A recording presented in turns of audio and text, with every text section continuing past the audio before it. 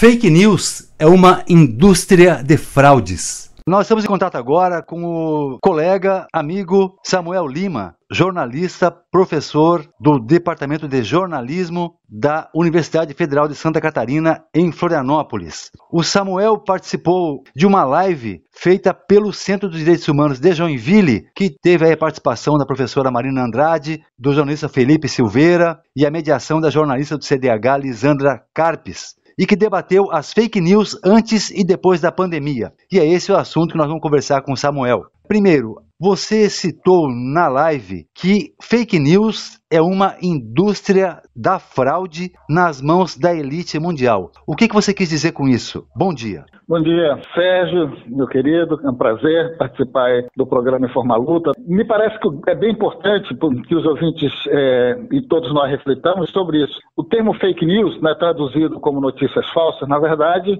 se transformou numa referência, digamos, para todo mundo, mundialmente, a partir de 2016. Né? As notícias falsas existem desde que o mundo é mundo, desde que o jornalismo é jornalismo. Só que, quando a gente fala de fake news hoje, nós estamos falando de uma indústria trilionária, né, movimentada na internet, a partir de 5 grandes megacorporações, né, que a gente chama de, são os titãs aí do capitalismo transnacional e tudo mais. Né? Quais são essas empresas? A Google, a Apple, que produz computadores e tem também poderosos investimentos na internet, o Facebook, a Amazon e a Microsoft, né? A sigla que é conhecida, esse oligopólio, na verdade, né?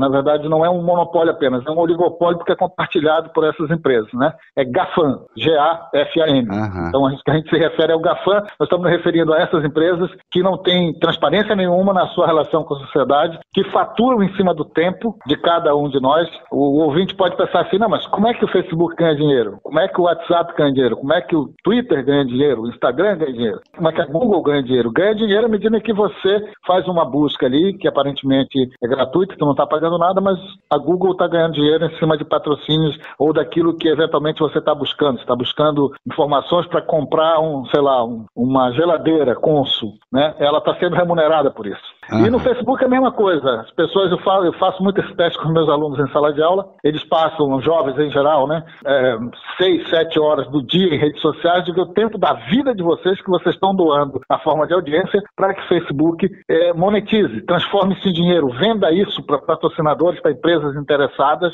em anunciar no seu portal, né, na sua rede. Uhum. Então, essa empresa, essas empresas, Sérgio, elas controlam hoje a internet e elas controlam redes sociais, internet, e passaram a ser usadas num esquema que foi montado em 2016 por gente ligada ao Donald Trump, né, por um sujeito chamado Steve Bannon, que também trabalhou na campanha do Bolsonaro em 2018 aqui no Brasil. Eles montaram uma empresa, o nome é Cambridge Analytica, a sede era no Reino Unido, na Inglaterra, e de lá eles, de forma fraudulenta, ilegal, e isso configura um crime porque é invasão de privacidade, se apropriaram dos dados de 87 milhões de contas de pessoas que tinham contas no Facebook em 2016.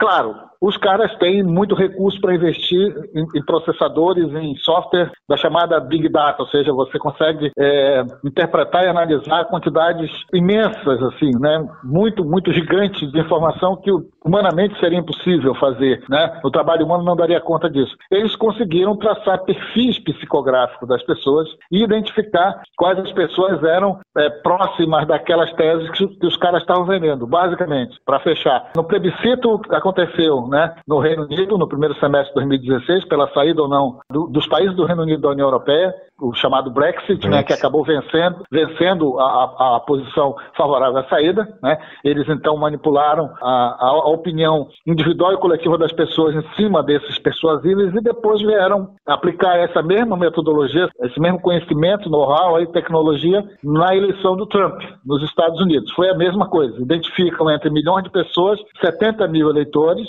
que eram persuasíveis. E a eleição do Trump foi decidida por 70 mil dos mais de 200 milhões que compõem o colégio eleitoral nos Estados Unidos. No segundo bloco da entrevista com Samuel Lima, a constatação de que, diante das fake news, a democracia liberal no mundo tornou-se uma falácia. Samuca também fala sobre a necessidade de acabarmos com o monopólio da comunicação no Brasil, hoje nas mãos da Rede Globo e de poucas famílias abastadas. Nós estamos conversando com o companheiro Samuel Lima, professor do Departamento de Jornalismo da Universidade Federal de Santa Catarina, a UFSC. Samuca, então, de certa forma, a partir desse poder todo da informação na mão de oligopólios mesmo da comunicação, a gente pode dizer que a democracia nossa no Ocidente é defachada, por exemplo? Com certeza. Essa foi a conclusão que chegou uma jornalista britânica chamada Carol Cadwallader, que fez a investigação e publicou a denúncia em 2016 na Inglaterra. Ela foi às regiões onde praticamente 2/3 da população havia votado a favor da saída do Reino Unido da União Europeia e foi identificar isso, quer dizer, tudo o que tinha acontecido, toda uma rede de informação falsa alimentada via Facebook, era impossível combater aquilo, né? Então se criou uma realidade paralela. Portanto, ela escreve no final do seu texto isso, né, Sérgio? Ela diz, todo esse referendo ocorreu, no caso da Inglaterra, em 2016, às escuras, porque o Brexit aconteceu no Facebook, né? A decisão foi por ali. Então ela diz que isso configurou a maior fraude eleitoral no Reino Unido nos últimos 100 anos, usando o discurso do ódio e do medo, porque a votação do Brexit mostra que a democracia liberal faliu, né? Foi sequestrada por essas forças de direita. Por isso que eu falava aqui, nesse caso, da indústria das fake news, o objetivo deles é corromper e manipular a opinião individual e coletiva. Então solapa essa base, digamos, seria a base fundamental da democracia, que é o livre debate, a livre manifestação de ideias, né? O convencimento, a disputa livre, né, de ideias na sociedade. Não existe isso. Os caras eles tinham feito um experimento também num pequeno país da América Central, se não me engano, nas Bahamas, usando o mesmo tipo de esquema, né? Preconceito, ódio, medo, contra a comunidade árabe, que era, digamos, o fiel da balança. E aí eles conseguem ganhar a eleição sempre associados à extrema-direita. Então, Samuel, você, inclusive na live de quarta-feira à noite, citou a saída seria uma alfabetização digital em massa. Que alternativa o cidadão comum, o trabalhador, teria para enfrentar e identificar a fake news? Vamos tentar esclarecer da forma mais, digamos, simples possível o que seria isso, né? E o que na verdade são várias experiências que estão acontecendo pelo mundo fora, mas quando a gente pensa no enfrentamento da indústria das fake news, a primeira coisa que ocorre, o que tem ocorrido com muita frequência, é vamos fazer uma lei, né? Aí a gente cerca pela lei, pelo Congresso, criminaliza tal. Isso não tem efeito, né? Nenhuma dessas empresas vai submeter a uma lei brasileira, né? O Facebook, por exemplo, no caso dos crimes praticados, tanto no Brexit quanto nas eleições dos Estados Unidos em 2016, eles foram chamados em 9 países diferentes. O Zuckerberg, que é o dono do Facebook, Mark Zuckerberg, foi convocado ou convidado, no caso ele foi convidado, ele é cidadão estadunidense, para prestar esclarecimentos em parlamentos de 9 países diferentes da Europa. Ele não foi nenhum, ele não deu a mínima importância. A empresa dele não está submetida a essa regra. Ele foi no parlamento dos Estados Unidos mentir, porque ali ele é obrigado, ele é cidadão do país. Mesmo assim, ele não abriu nenhuma informação, Sérgio, nenhum dado que havia, como é que eles fizeram, quem patrocinou isso, como é que foi feito o esquema, entendeu? De disparo de mensagem em massa para essas 70 mil pessoas. Como é que eles identificaram, traçaram esse perfil psicográfico, que além dos hábitos de consumo, de informação, são os hábitos e olhares, aquilo que se aproxima mais de como a pessoa enxerga o mundo. Por isso, a gente fala de perfil psicográfico. Então,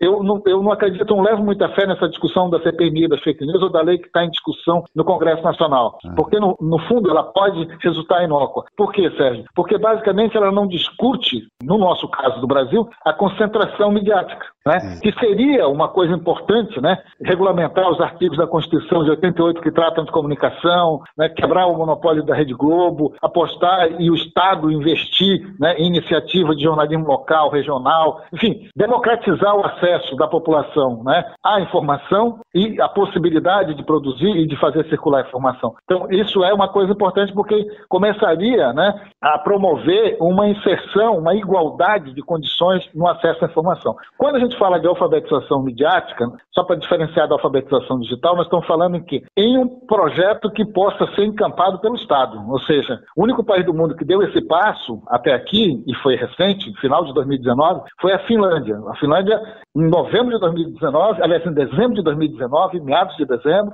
anunciou um programa nacional de alfabetização midiática que vai das séries iniciais ali, da educação infantil, hoje, pensando em termos de Brasil, passando pela educação base, ensino fundamental, ensino médio, chegando no ensino superior, universidades até programa de pós-graduação, ou seja, cobrindo todo o universo da educação lá da crechezinha, da educação infantil até os cursos de pós-graduação. Então, eles estão apostando o quê? Num projeto de 30 anos, para que a sociedade, em várias gerações, se vacinem contra as fake news, saibam distinguir o que é uma informação falsa de uma informação verdadeira, compreendam como é que os jornalistas produzem informação e possam fazer, à medida da sua cultura, da sua visão de mundo, da sua formação, da sua tradição, da sua origem, cada um constrói seu filtro, seu senso crítico, né? Para saber, por exemplo, eu abri aqui, enquanto converso contigo, o fato ou fake do portal G1. Sim. E aí você tem aqui coisas tão ligadas à pandemia agora, né? Coisas tão terríveis, cara, né? Que não dá para acreditar, mas as pessoas acreditam porque elas vão atrás daquilo que confirme, né? Por isso chama-se viés de confirmação, a sua crença anterior, né? Ou a sua visão de mundo, o seu preconceito. Por exemplo, vou ler o título de uma fake news que circulou agora, né, recentemente, há 6 dias. É falso que o título do negócio era cascas de laranja e do limão contém princípios da cloroquina e da ivermectina e curem a Covid-19. Imagina. Né? Então, as pessoas compartilharam e aos milhares, né, que eles não dão essa informação no final, mas só indicam que foram compartilhadas milhares de vezes, né, essa notícia de que casca de laranja de limão tem elementos para cura da Covid-19. É uma covardia, né? O vermífugo, né? O consumo do remédio para verme como profilaxia da Covid. Imagina. Circulou e tem milhares de pessoas no Brasil fazendo isso, cara, tomando isso. Então, em última análise, estão atentando contra a sua própria vida. Então, a questão da alfabetização midiática é uma saída de longo prazo. Ela não responde o imediato. O imediato, de fato. E aí eu acho que a gente pode pensar, ontem na live a gente discutia, o Felipe Silveira, jornalista, e a própria Marina, né, também falava sobre isso, a professora jornalista que trabalhou na notícia, que as entidades da sociedade civil poderiam participar desse esforço. Um veículo comunitário pode participar desse esforço. Ou seja, na verdade, a gente não precisa esperar que o Conselho Federal de Educação do Brasil, né, aprove um conjunto de diretrizes e passe a valer. Na Finlândia, agora é conteúdo obrigatório nas escolas. Essa é a diferença, Sérgio. Ou seja, o ministro da Educação finlandês foi a uma escola pública de educação infantil lançar o programa e explicar as diretrizes. Olha, nosso projeto é para 30 anos. Daqui a 30 anos, nós não queremos que nenhum cidadão ou cidadã do nosso país seja enganado, né, porque a fake news tem essa intenção de enganar, de levar a pessoa ao engano, ao logro, né, ao erro, de decidir contra si própria, em última análise, né? Então, isso é uma saída importante que eu acho que a gente pode fazer. Nós estamos experimentando aqui também na universidade um projeto de extensão, né, que a gente intitulou e alinhou em torno dessa questão da alfabetização midiática. O nosso projeto chama-se Educação para a Crítica de Mídia nas Escolas Públicas, né? Nos últimos 5 semestres eu coordenei uma equipe e nós fomos a 2 escolas por semestre, alcançando aí um pouco mais de 500 estudantes, né, em 11 escolas diferentes de ensino médio aqui, escola pública, né, todas elas públicas, da região de Florianópolis, de Iguaçu, Santo Amaro, Palhoça, né, São José, Floripa também e tal, né? E conversamos com turmas de 2º e 3º ano, discutindo temas e coberturas do tipo, né, fake news, saúde, meio ambiente, educação, suicídio, política, saúde mental, violência, segurança pública. Esses temas escolhidos pelos alunos, a gente preparava o conteúdo, exibia como é que a imprensa cobria isso, fazia crítica, respondia questões, tirava dúvidas, né? É uma coisa muito, muito pequena, mas se todas as universidades passassem a atuar e as escolas passassem a interagir nesse sentido, a gente poderia dar uma singela contribuição, mas já estaria fazendo alguma coisa. Verdade. Bom, esse foi o companheiro Samuel Lima, professor da Universidade Federal de Santa Catarina, a que a gente agradece muito aí pela atenção em Forma Luta. Muito obrigado, Samuca. Tenha um bom dia, companheiro. Bom dia, foi um prazer. Um grande abraço para vocês aí. Publique-se a versão com Ney Lisboa. Não se fazem mais realmente novidades como antigamente. Hoje estão na tela e no jornal, antes do mundo real. Photoshop sensacionais, comentários tão